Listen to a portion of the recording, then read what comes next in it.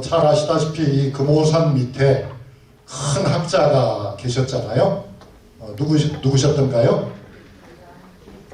네, 뭐 워낙 많은 학자가 있어서 잘 통일되지 않는 것 같습니다만은 길 선생이 계셨잖아요. 야은 길제라고 하는 고려 말에 대학자가 계셨고 그 학통을 이어서 김숙자라고 하는 분이 또 계셨죠. 그리고 거기서 이제 김종직이라고는 또 전필제 김종직이라고는 대단한 학자가 나오셔서 이른바 영남의 사림파라고 하는 것은 바로 그 학통을 일컫는 것입니다. 거기에 이제 퇴계 이황도 있고 또 남명 조식도 있고 또 이 자리에 계신 여러 시민 여러분의 조상님들이 또 그 안에 계실 것으로 봅니다. 저는 오늘 그 선비들에 관한 강의가 아니고요. 그 선비들에 관해서도 이야기를 합니다만은 이번에는 초점을 여성에다가 맞췄습니다. 왜냐하면 우리가 보통 조선시대, 전통시대를 말할 때는 너무나 남자 중심으로만 이야기를 하거든요. 그래서 아내들은 어떻게 살았을까? 조선의 아내들은 어떻게 살았을까? 여기에 이제 제가 관심을 두었습니다.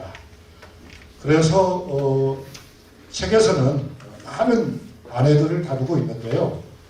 이번에 구미에서 여러분과 함께하는 이 강의는 4번으로 정해져 있기 때문에 모든 내용을 다 다루지는 못하고 여러분이 지금 가지고 계신 책자에 나와 있는 그런 4인물을 다루게 됩니다. 오늘은 그 첫 번째 시간인데요. 그러니까 말씀드린 것처럼 제 관심은 지난 500년 동안에 남자들이 무슨 생각을 하고 살았는지는 우리가 대강 알겠는데 아내들은 무슨 생각을 하며 살았을까 하는 그런 질문이 있는 거고요. 거기에는 당연히 뭐 이렇게 살았지 않았겠어 라고 하는 우리의 통념이 있죠. 우리의 통념이 꼭 틀린 것은 아니죠. 맞는 부분이 많이 있지만 그러나 우리가 잘 몰랐던 부분도 많이 있습니다. 그래서 여기 보면 제가 아내들의 얼굴을 새롭게 발견할 수 있다라고 했어요. 알고 있는 내용도 하긴 하지만 미처 몰랐던 부분도 분명히 많을 것입니다. 그래서 그런 내용을 여러분과 함께 보는 거고요. 이것이 바로 큰 틀에서 보면은 우리가 지난 역사를 성찰하는 하나의 기회가 될 것입니다. 아니 교수님 다 지나가 버린 것인데 그거 이제 와서 해집으면 무슨 효과가 있습니까? 라고 질문을 하고 싶죠. 그죠? 대답드립니다. 효과가 있습니다. 그것은 결국 우리의 현실, 우리의 미래를 가늠하는데 하나의 중요한 초석이 되는 것이죠. 우리도 보통 그러지 않습니까? 어디 가서 사람을 만나면 이름 물어보고 난 다음에 저 사람은 지금까지 어떻게 살아왔을까 관심 갖잖아요. 왜 갖습니까? 다 지난 일인데. 그것이 바로 오늘의 그를 이해하고 그와 나의 관계를 설정하는 데 도움이 되기 때문에 그런 것이죠.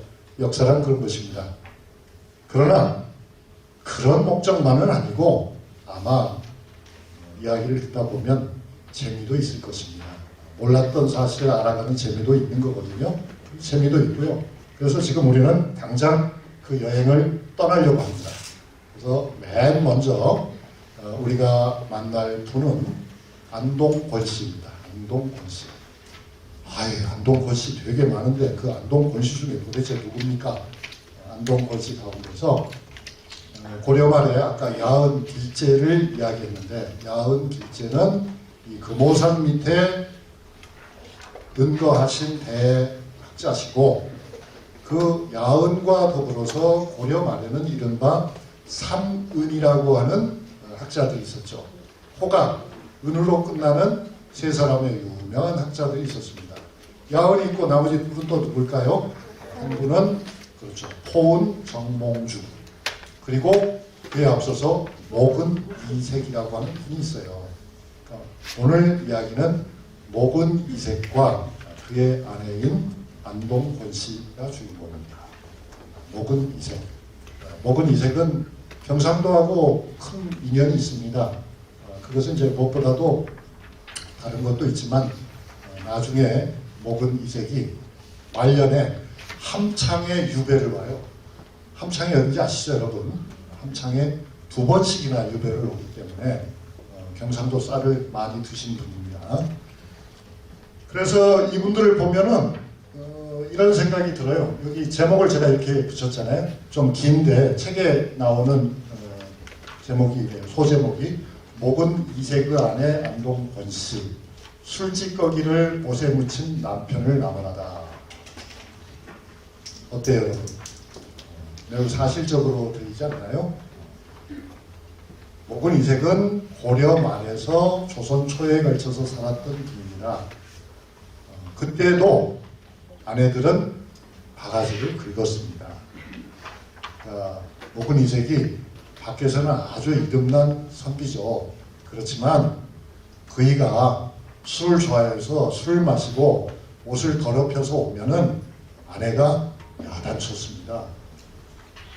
안 믿어지신다고요?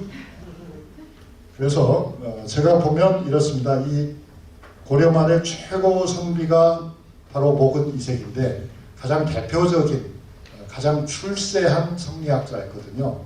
그 목은 이색 그리고 안동권 씨 부부는 사실 그 삶을 들여다보면 이게 이제 통념과는 다른 것입니다, 여러분.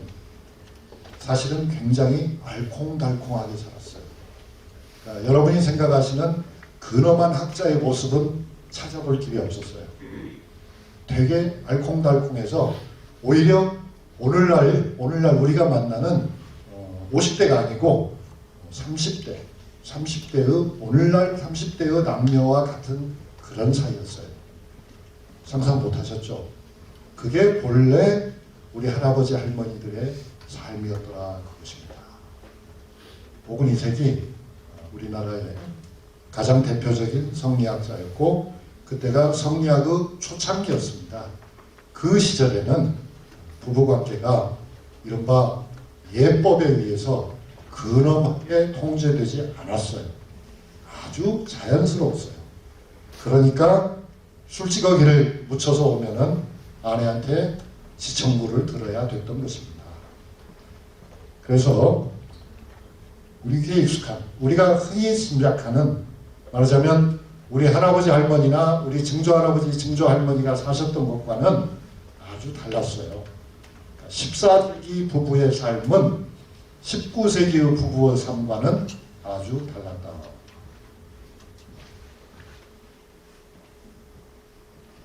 이렇게 5가지 부분으로 이야기를 나눠서 하려고 해요. 맨 먼저 말씀드리려고 하는 것은 이것도 좀 그 남편이 그렇게 유명한 성리학자지만 대표적인 성리학자지만 아내는 불신이 깊었어요. 불신이 깊었어요. 그럼 여러분 그야 그럴 수도 있죠. 그렇지만 아저씨는 안 그랬을 거요? 모근은 안 그랬을 거요? 그렇게 여러분 짐작하시죠? 그런데 그것도 틀렸습니다. 목은 역시 불신이 깊었어요. 그런 이야기를 하려고 합니다. 아니 어떻게 성리학자가 그때는 그랬습니다. 그래도 이건 좀 비슷한가요? 여러분의 삶하고는 어떤지 모르겠어요. 아내는 종일 바빠요. 할 일이 많아요. 그런데 남편은 종일 한가하다고 글을 쓰고 있습니다. 그런 점에서는 우리 할아버지 할머니들의 삶과 좀 비슷한 데가 있죠. 그러나 그렇게 순하고 착해 보이기만 하는 아내도 짜증을 냈습니다. 그러니까 뭐 참고 참다가 되는 것 같지는 않아요. 그러니까 자연스럽게 화가 나면 한마디씩 했고 그러면 남편은 꼼짝없이 당할 수밖에 없었던 것이 바로 14세기의 모습이었던 것 같아요.